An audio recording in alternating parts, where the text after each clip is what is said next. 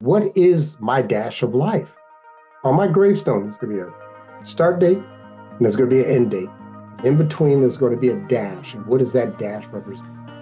Welcome to the Philanthropy Masterminds podcast, brought to you by DonorSearch, the show that takes you inside the lives of thought leaders, innovators, and changemakers in fundraising, philanthropy, and civil society. I'm your host, Jay Frost. Ken Miller's story is one of personal transformation and professional achievement. After a battle with addiction and a period of incarceration in the lower 48, he returned to Alaska to remake his life, marrying his high school sweetheart and embarking on a career in the nonprofit sector. He served as the director of development for Beans Café, and then launched Denali Fundraising Consultants, a nonprofit fundraising and management consulting company located in Anchorage. Today, Ken is an influential leader and mentor in the field, serving on the boards of the Association of Fundraising Professionals, the African American Development Officers Network, and many others. We begin with a discussion of the place he calls home, what makes it unique, and what originally brought him there. And I want to ask you about so many things because of all the things you've done and the career arc and the life arc, but I have to ask you about Alaska. So you've been spending a lot of time, a big part of your life in Alaska. What is that like for you to be in that place, which is so unique in America? How does that influence you? Well, it was a great influence on me. I came up here when I was 12 years old up to Alaska. And one of the things that I realized right away was the opportunity, because there's not a lot of nepotism or a lot of quote unquote history of families running things, as you may say. So I came from New York, which is rife with cultures or individuals or groups that have had power for a long time. But you come to Alaska, and all they want to know, can you work? Can you do the job? And we don't care your background. We don't care your history. We don't care if you're black, white, male, female. Can you do the job? And that was such a beautiful environment to grow up in, because we also all suffered or dealt with the weather and the things that we did not have. When I moved to Alaska, the TV was 3 weeks behind.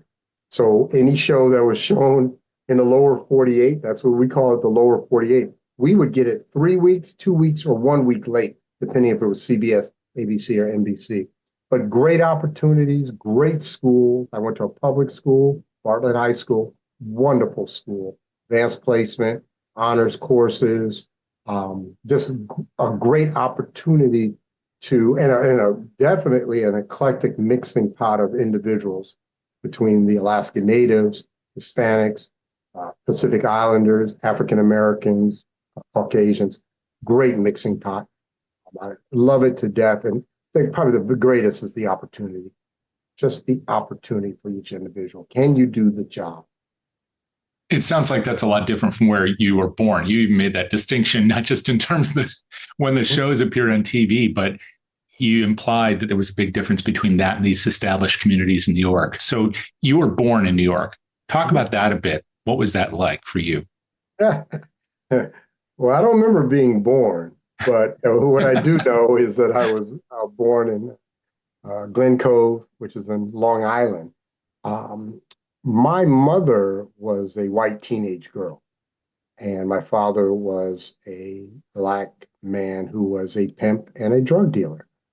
And unfortunately, my wife got caught up in that as a teenage runaway and was impregnated by my father. And I was born October 15th, 1962. I was mixed, and I was put up for adoption at birth. And I was adopted by a white couple, but then I went back into the system 3 months later. I think they realized that there was something different about this child. So I went through foster homes for 6 years in New York, in the Long Island area, Amityville, one of the towns that I lived in. And then I was adopted and moved upstate to an area near the Catskill Mountains, and was there till 12. That's a lot of moving around when you're a kid. Well, the foster homes is because you go to multiple foster homes. You don't stay at one for a length of time. So I can remember probably five or six, and that was in a 2 year period that I can remember because I can remember. So that was between like four and six. I went to at least five, maybe six, seven, eight. And I do remember I had distinct memories as a child. What you know and understand is that you don't have a mother. That I understood at an early age that I did not have a mother. And for a 4 year old, it's a real hard one to understand 4 and 5 years old to understand that and understand why. And of course, I didn't and couldn't. And so when I had the opportunity to have a mother through the adoption process, I would have took anyone who said that they would be my mom. That's how needy and how much I desired a mother. I wonder if that was just something you just knew instinctively, or if it was because you saw other kids, friends, and you saw their families. What was your sense about how your life was different? Well, my sense is that we had a social worker. I remember she had probably a 1965 Mustang. I just remember it was a Mustang and a woman. And I had another gentleman named Jacob. We went around together. I thought he was my brother. We went around together. We were like a twosome. And we would go to all these different foster homes. And the people, some of them were nice, some of them weren't that nice. But we knew that they weren't our mother. That's the key component. And so when the time came that they indicated this couple were willing to adopt you, I'm like, let's go. Let's go. I'm ready. Somebody can call mom. Yeah. And I did understand that because you have to go in front of the court. Even I'm 6 years old, and the judge asks you, "Do you want to be, adopted by this family?" We'd stay with them for I think it was about a month or 3 weeks, and then go in front of the judge. And they leave, and it's just you and the judge, and probably the social worker. And they asked, "Do you want to?" And I said, "Yes." And that began that journey. And so I That's a moved. that's tremendous pressure on a kid to be in front of a judge about anything, let alone the course of your life. No, What was that well, experience like? no, that's not. That's not just because you don't know what a judge can do. I'm Hmm. 6 years old. You don't I have didn't know any what sense of judge the could. power.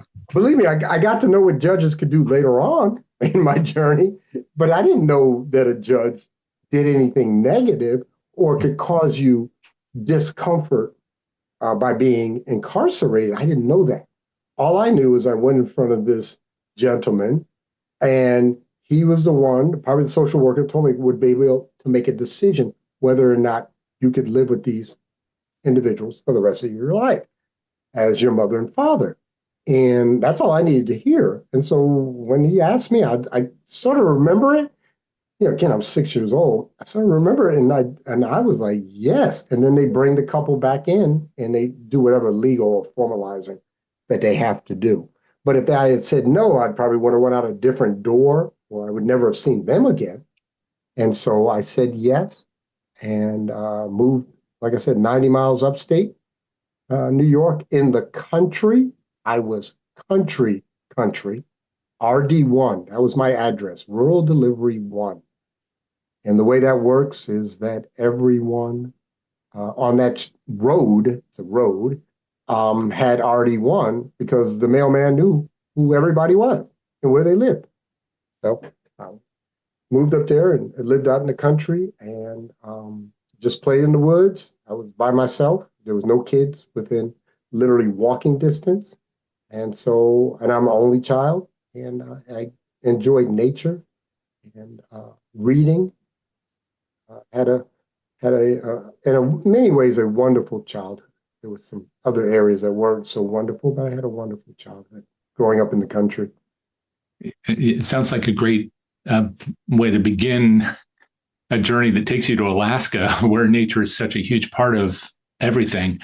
But also the independence that you talked about with Alaska. It sounds like you were experiencing it even then as a kid, being the only kid there and finding your way. Um, I, Let me talk to that, Jay. yeah. I've always felt different. I've always felt different. And it was mainly because of the adoption. I always knew that I was an adopted child with an adoptive family, that I did call mom and dad, but I always felt different. And because I felt different, I was very comfortable in many ways being alone because I knew I was different. And then there are things that indicate that you're different than a lot of your peers. It can be academics, it could be looks, it could be performance, but what it makes you feel that you are different. So I go to school and I'm one of the two smartest kids in the school at grade two. I'm reading at grade level 5, okay, because they test you. And so me and one other gentleman, we were like the smart kids in the school. And then I was tracked because of my intelligence. But the key thing was I was the only black male in my whole school when I was in middle school. There was 2 black girls, and there was me. I've always known I'm black, always. I tell people when I wake up, there's 2 things I know: I'm black and I'm male. That I know, and I've always realized that. And so I've always felt different because I grew up in predominantly white communities. I mean, all white, white and Jewish in New York, because there's a lot of Jewish people in upstate New York. And then a lot of white people, whether I was in Anchorage, it's less than 5% blacks, or upstate New York, where it was like less than 1% blacks, at least where I was. So I've always felt different. And it doesn't mean I felt bad that I was different. I just felt different because, again, the adoption and somewhat the academics. So what brought you from there all the way out west? How did that happen? My mom said, we got to go. I didn't have much choice in that matter. What happened was my mother was losing her job. My mother ran schools of nursing. She was the dean of schools of nursing. And back in the mid 70s, nursing was not what nursing is today.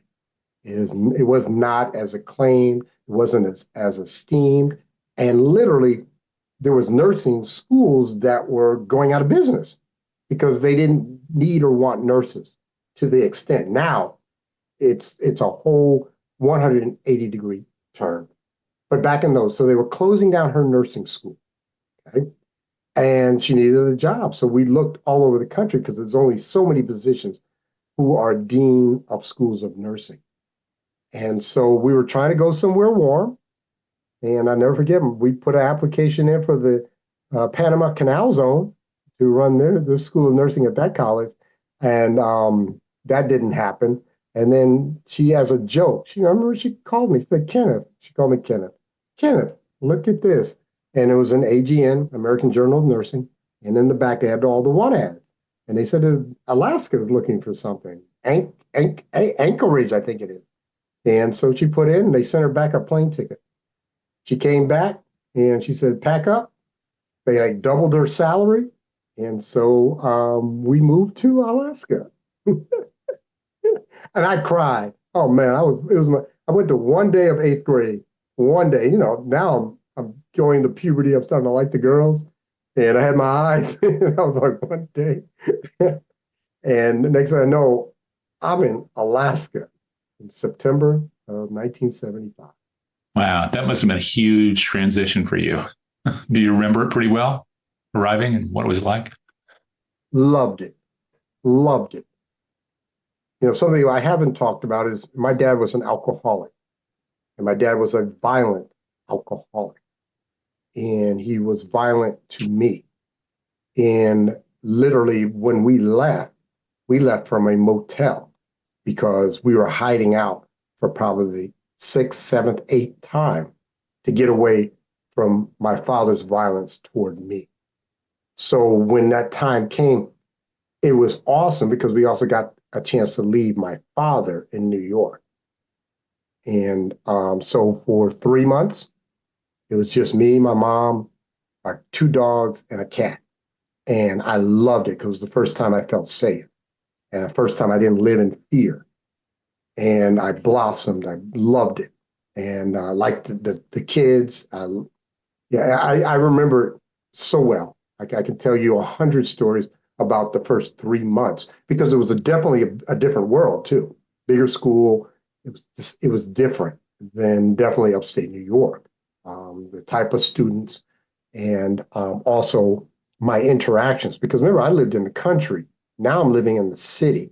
So there's a bunch of teenagers, because we're now in our teen years, that I can, associate with. And it was an eye opener, but I always used to tell people it was the happiest time of my life until some of my last, 5 to 10 years. And so just the two of you and your pets making a new home out there and a whole set of new friends. You were already pretty academically inclined. I'm sure that was still the case even entering into middle school. So as you started to make that kind of mental journey as a young adult, what were the kinds of things that really excited you? What were you thinking about for the future? Because of course, we're going to talk about your fundraising career and all the different things you've done professionally, but nobody that I know of thinks first about, I'm going to become the head of a practice that does fundraising and helps nonprofits when they're 13 years old. What was your image of what life might be like then? I thought I'd be the first Black senator from Alaska. That was my thought in high school. I was going to be a senator. I always thought I was going to be a lawyer. I knew that. And I thought I would be a politician. And most kids don't want to grow up to be a politician, but I did. What was the attraction to that, and why move away from it? What was the initial attraction? I had always admired, certain presidents. I was John F. Kennedy. I had a book when I was a small kid with John F. Kennedy and Martin Luther King and different individuals. Plus, it was the ability to impact people. And, for a lot of years, I was told that I was special, that I had these skill sets. And academically, I just talk real. I was attractive. I was non-threatening as a Black man.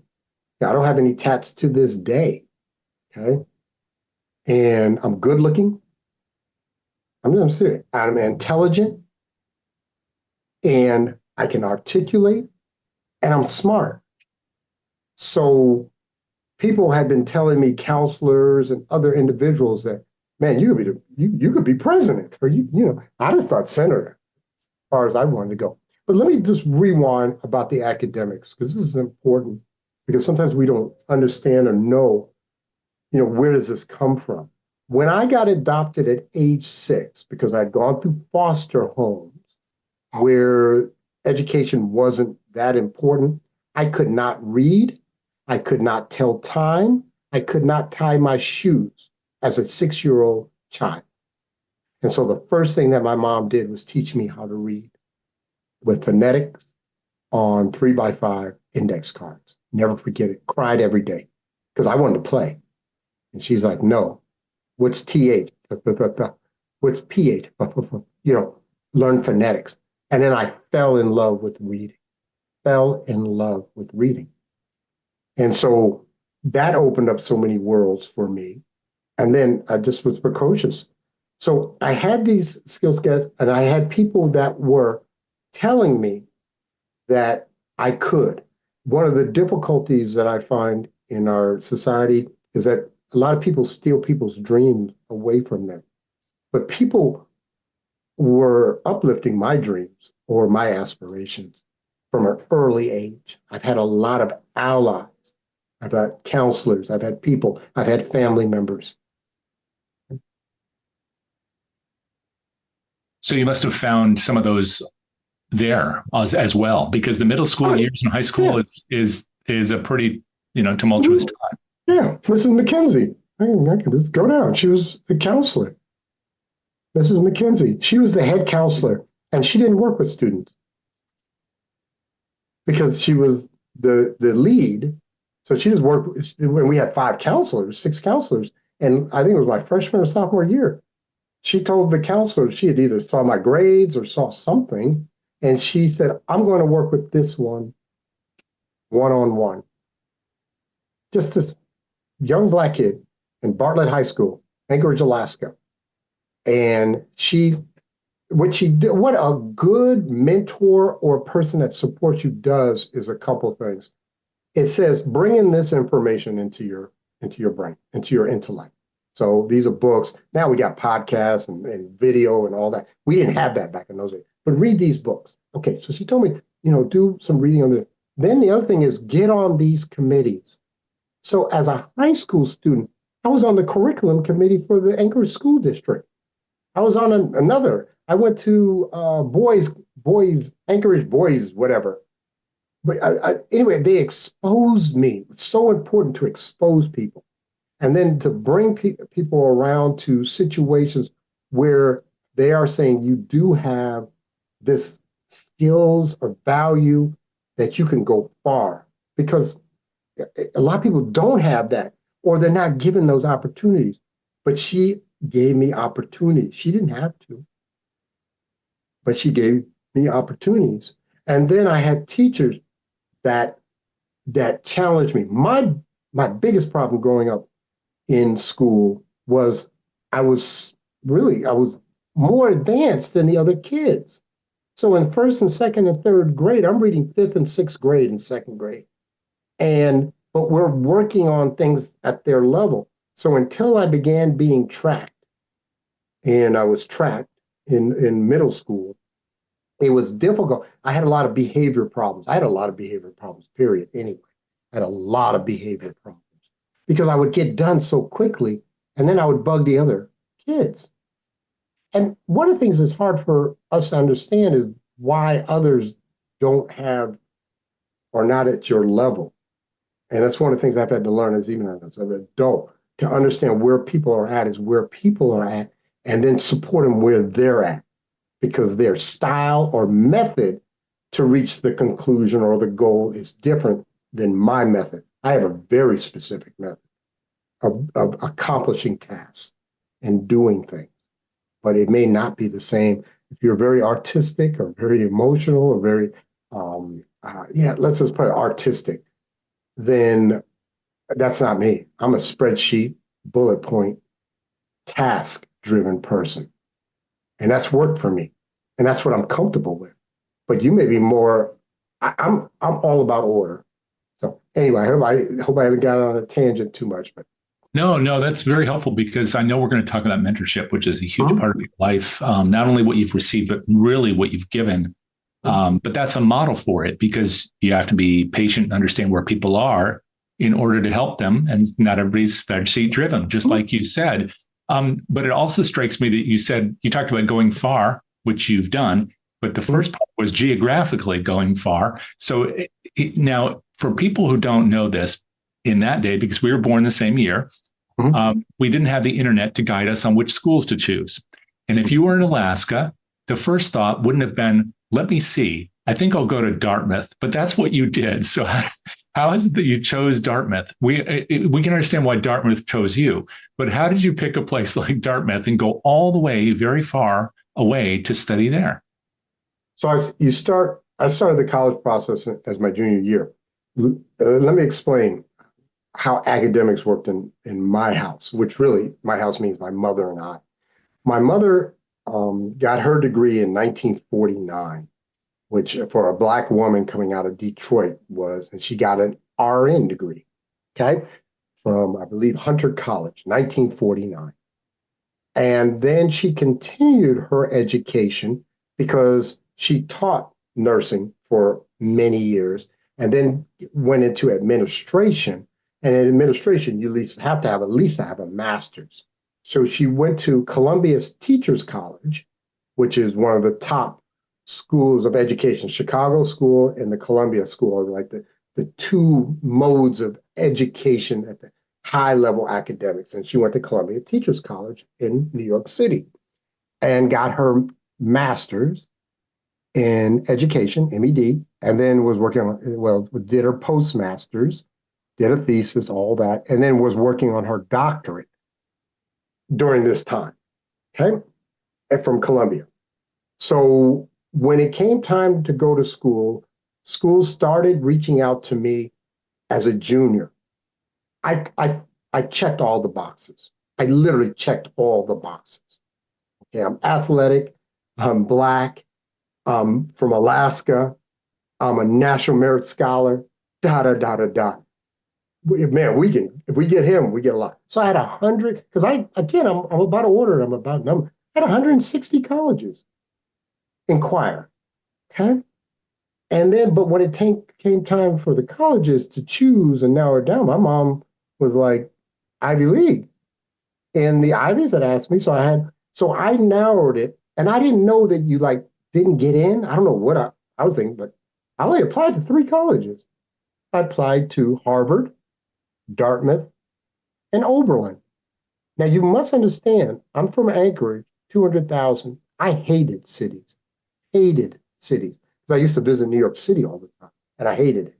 Hated it. Didn't like the noise. A lot of reasons, but I didn't like cities. Right? And I was very, very naive, very well protected, you could say, growing up in Anchorage. And so I had reasons for every other Ivy League college except for Dartmouth and Harvard. Got to do Harvard. Anyway, came time to get the answers, and I was accepted to all 3. And my mother asked me, which college do you want to go to? And I told her, Oberlin. And she goes, that's great. What's your first choice? And so it became either Dartmouth or Harvard. So I said, I hate cities. I'll go Dartmouth. Plus, Dartmouth was very well connected in Alaska. There's more, we sent more Alaskans to Dartmouth than any other Ivy League school, predominantly because of the ski team and also and natives. Dartmouth was founded for natives, for Alaska, for American Indians, actually, in 1769. And so there's always been that contingent coming from Alaska. So we usually come in 10 to 15 deep each year from Alaska. And so I chose Dartmouth, and I was glad I did that. Loved it. You talked about being comfortable alone earlier, which makes a lot of sense. But there you were. It sounds like a pretty unique partnership between you and your mom. And then you go off to Dartmouth. That must have been kind of a big transition right there. Oh, it was huge. I was 17 years old when I went to college, and I had a Jerry curl. Anyone who knows what that is knows what that is. I had a jean jacket that had all the heavy metal bands on it because I grew up loving heavy metal music. Remember I said I've always felt different. You know, I downhill skied, played tennis, but I had never seen a yuppie in my life or a prep in my life. And when I went there and saw the legacies and the preps, I had a problem with that. I had a lot of problems anyway. My freshman year, I had a lot of problems with depression. Again, coming off a tremendous amount of violence. Okay, my senior year in high school, we hid out. We hid out for my father. We hid out, and so my last 3-4 months in high school, we're in an apartment hiding from my father. That's how I went off to college, hiding from my father, who I did not see for another 2.5 years after that, which gladly. But I went off to college, I had a lot of problems. And then once you go off to college, there's a thing called fraternities. And I began drinking my freshman year. I had a half a beer senior skip day. That's all the drinking I'd ever done. And then I go off, because that's very common. That's our social atmosphere in Dartmouth. And I went into the fraternity, started drinking, and quickly realized I had a drinking problem. You talked about earlier being somewhat not isolated, but protected, I guess, in Anchorage, although that's a city by any measure, and certainly in Alaska. And Dartmouth is this supposedly, serene environment, but there you were. That's the introduction to something that became a pretty big hurdle for you. Do you have any reflections on that now as you think about? There's nothing Dartmouth could do. It's not Dartmouth's fault. Right. It's not. First of all, I always tell people there are no antecedents to my drinking. I'm an alcoholic because I'm an alcoholic. It's not because I was beat as a kid. It's not because of my adoption. It's not because of going to Dartmouth and being introduced to fraternities. We all drank. 95% of the freshmen went to fraternities because that was our social. There's not much else to do in the Upper Valley, New Hampshire. Okay. And so I didn't know I was going to become an alcoholic. The last thing I wanted to be was an alcoholic. My dad was an alcoholic. Why would I want to be one? But my thing is, I cannot control the amount I drink once I start. I can't.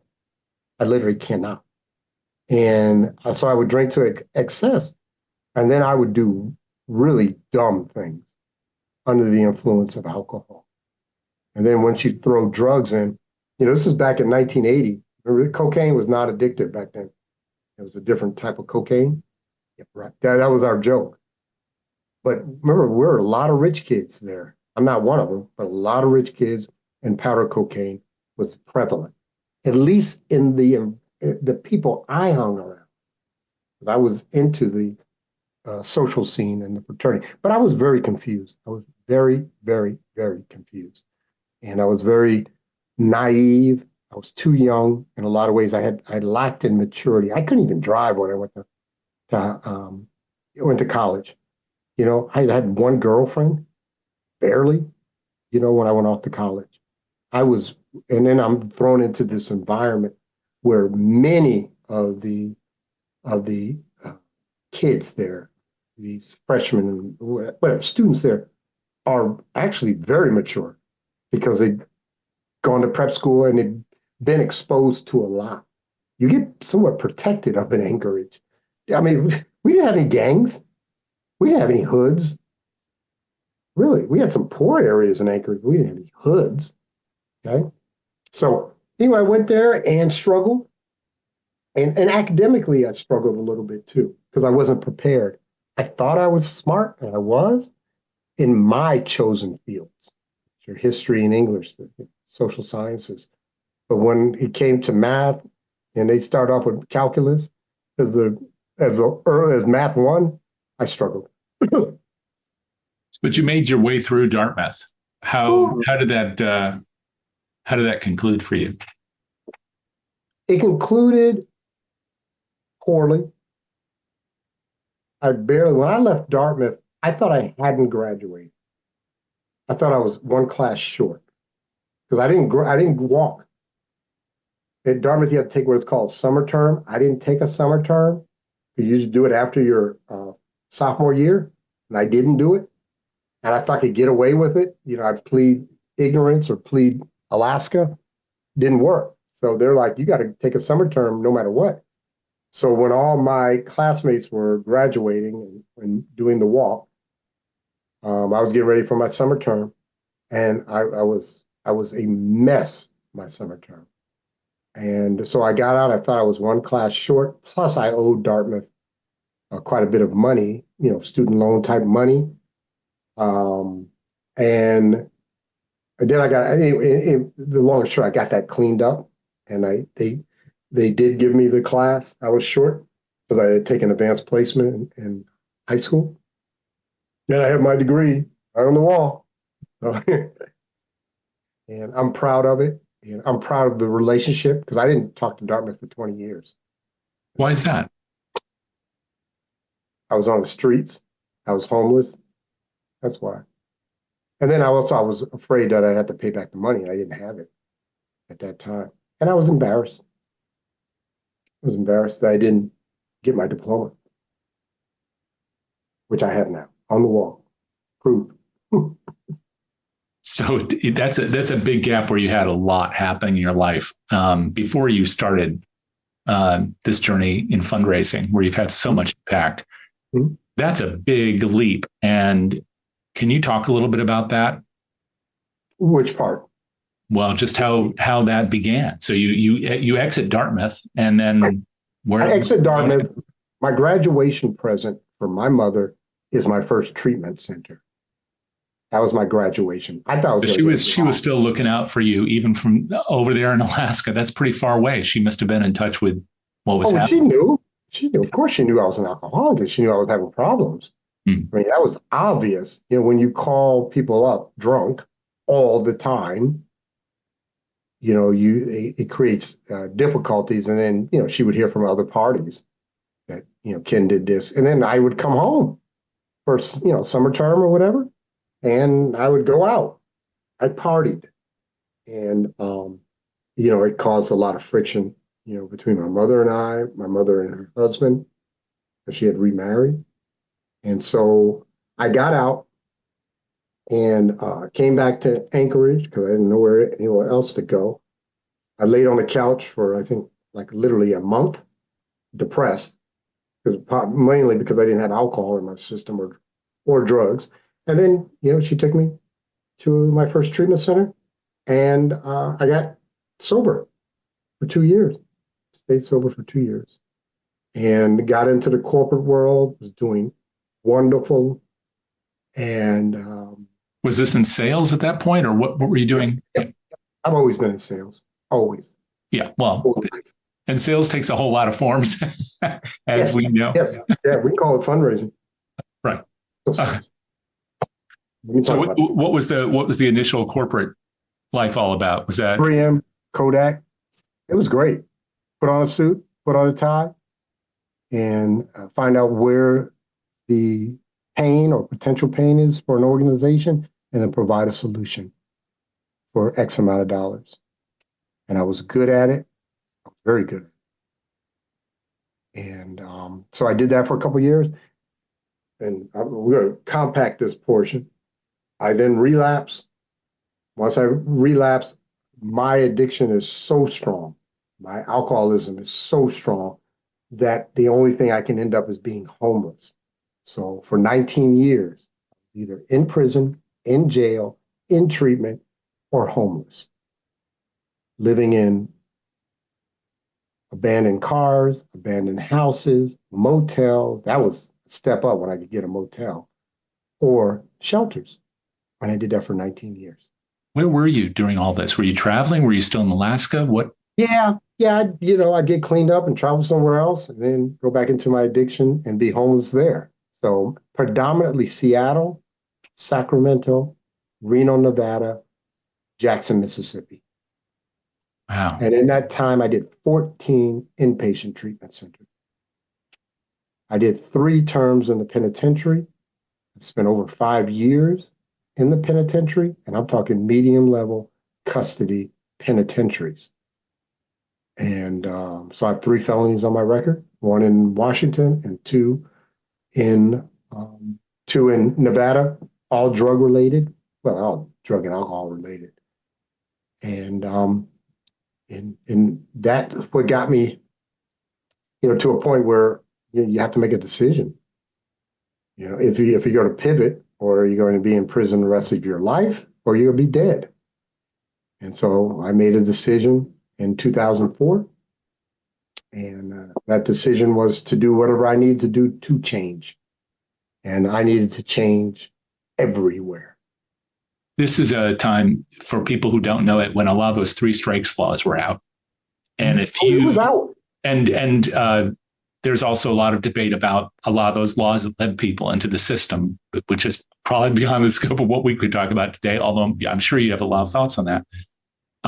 But for you, when you got to that point, how did you both have the semblance of mind to get out? And was there anybody who was there to, as kind of your helper to make sure that you took the next step?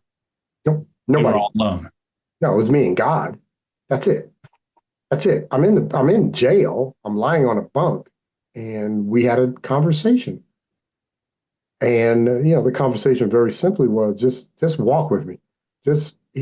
And pretty much what I heard, and this is me talking in my brain, but I can give it to a spiritual entity because I run it by a spiritual entity I call God. And all it very simply said was, I'll be there.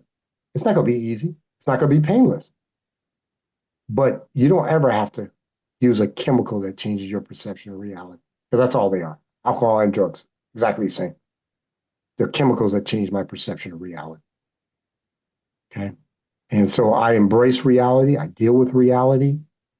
And, I'm at a position now where obviously I've been given back, but I had to work on the physical, emotional, intellectual, and spiritual aspects of my life.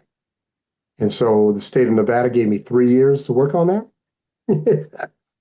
And I did, but I did. I took it and I worked on those.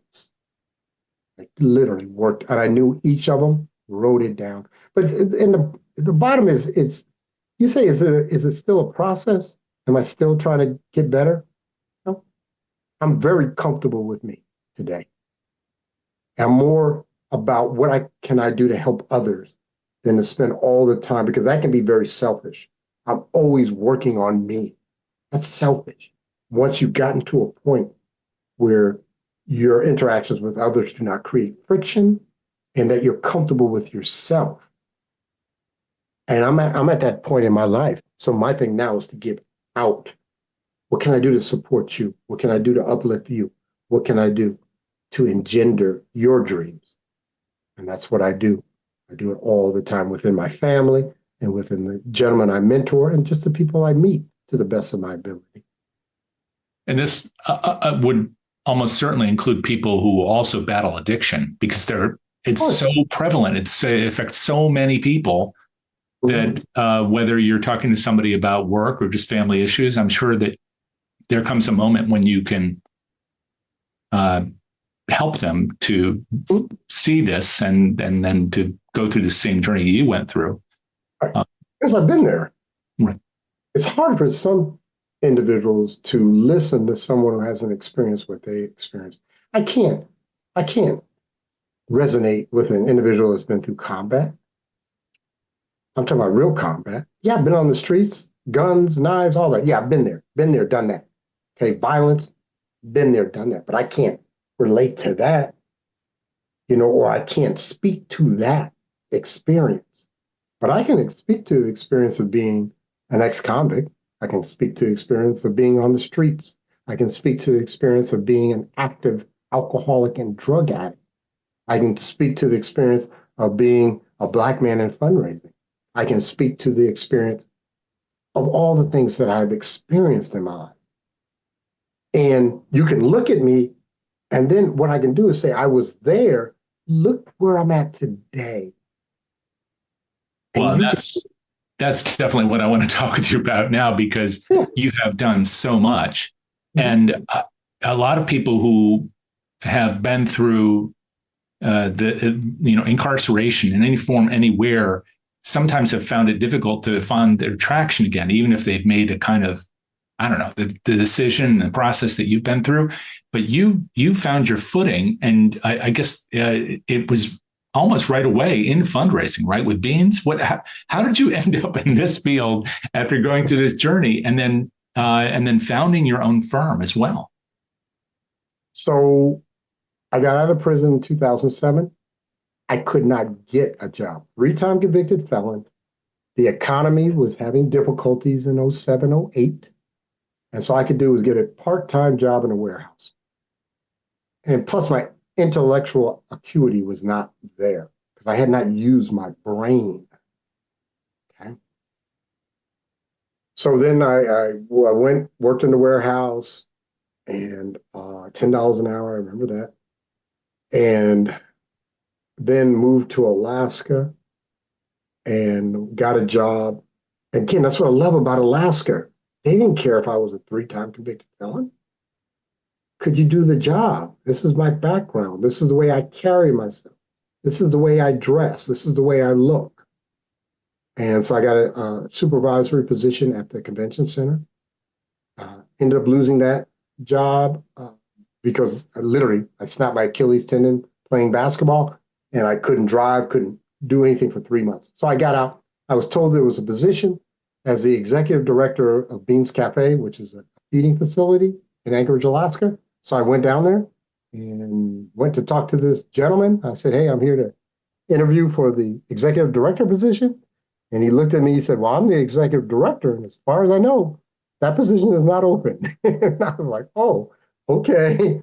But I do have a position as a development director. And I'm like, great, what do I build? I didn't need a job, okay? I thought it was building something. He said, oh, it's the fundraiser. And I said to myself, oh, sales. And so I looked at his P&L. I remember I looked at his cash balance. I said, can I take a look at those? I know financials. And I said, I'll raise this. I told him, this is crazy. I said, I'll raise this $250,000 in 1 year. He looked at me like, what? Anyway, I ended up raising $500,000 the first year. Fell in love with fundraising. Fell in love.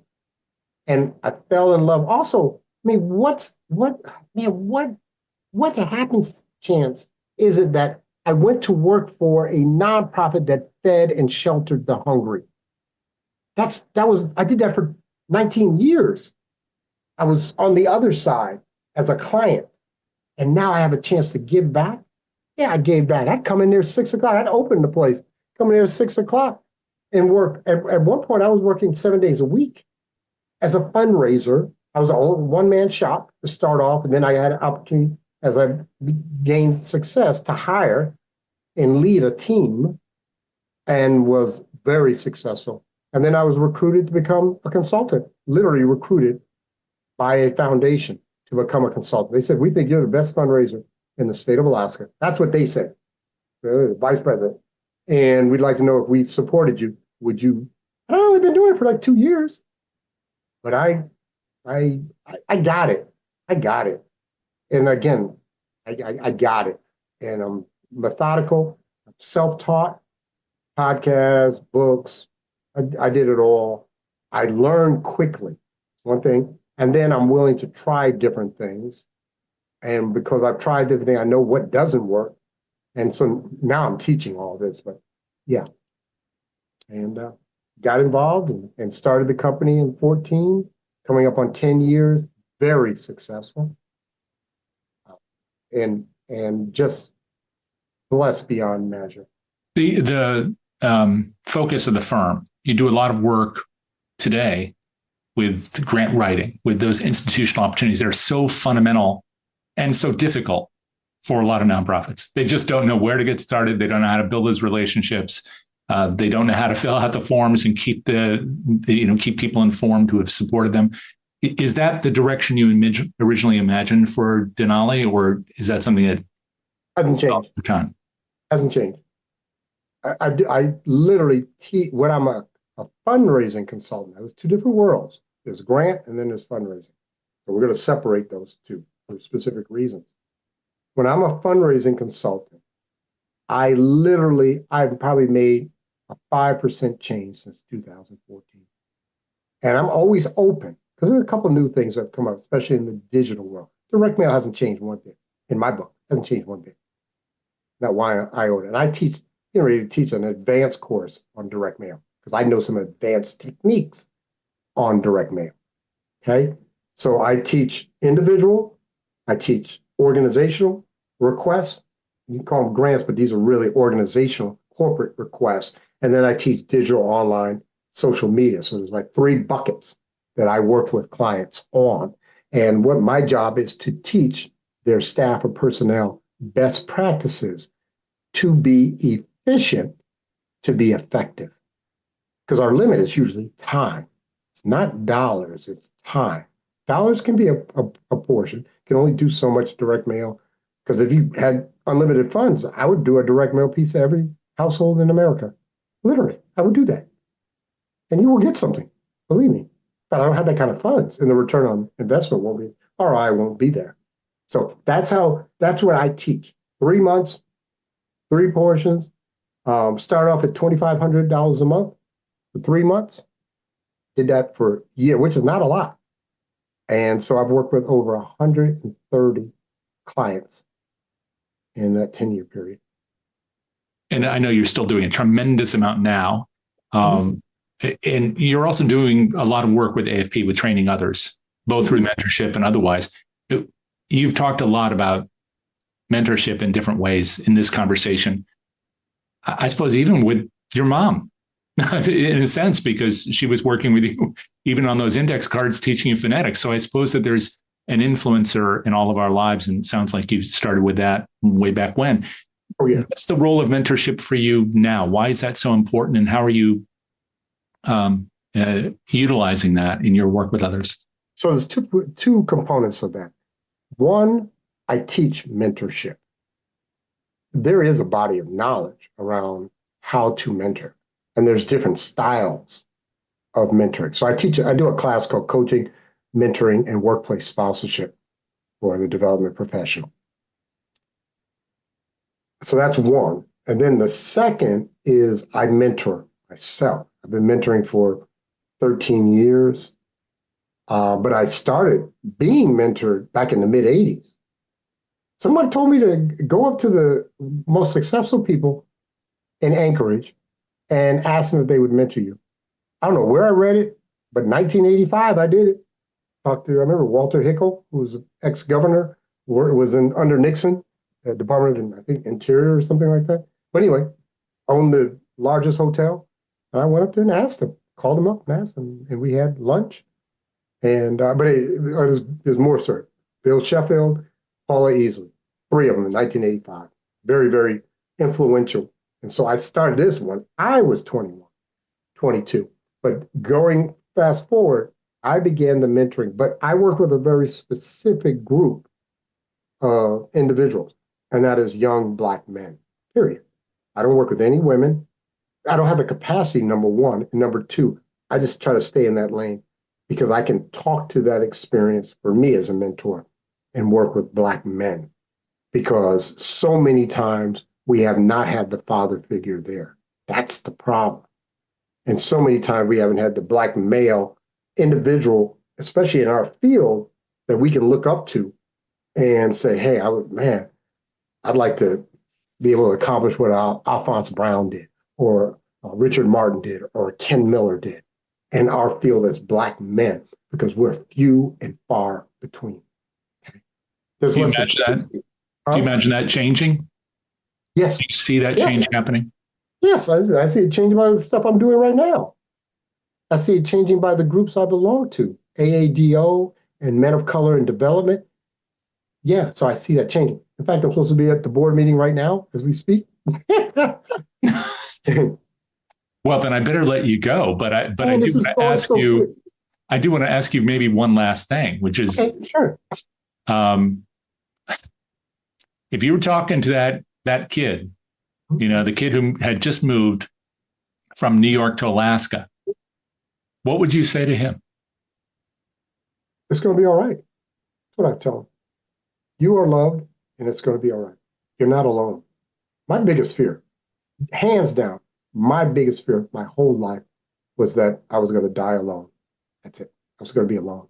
I'd always felt alone. And now I know I'm not alone. I have friends, I have colleagues, I have family, I have a wife. I'm not alone. No matter if they all want to, I'm still not alone. I have a God that I can talk to and run things by and know that I'm not alone. And I know I only have a certain amount of time on this earth. I know that. And what am I going to do? What is my dash of life? On my gravestone, there's going to be a start date and there's going to be an end date. And in between, there's going to be a dash. And what does that dash represent for you, Ken? What does it represent? I will leave. I've touched people. And I'm doing things to touch people at a larger level. Hopefully this may. And my thing is, I always put out, if you ever want to talk to me, feel free, Jay.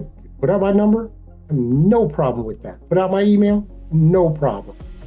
I'm here to listen, and I'm here to support, or as I say, engender dreams for men and a lot of women I've talked to. But it would just be once, but I've talked to them.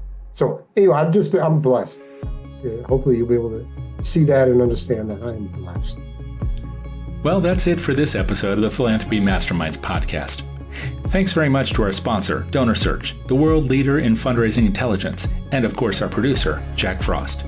If you like what you heard today, please subscribe on Apple Podcasts, the DonorSearch YouTube channel, or wherever you like to listen. And consider giving us a like and a positive review so others can find us too. Check out our live webinars and webcasts on Tuesdays and Thursdays, and come back next Friday for our next interview with another leader in the world of social good. Until then, this is Jay Frost. Thanks for joining me. See you next time.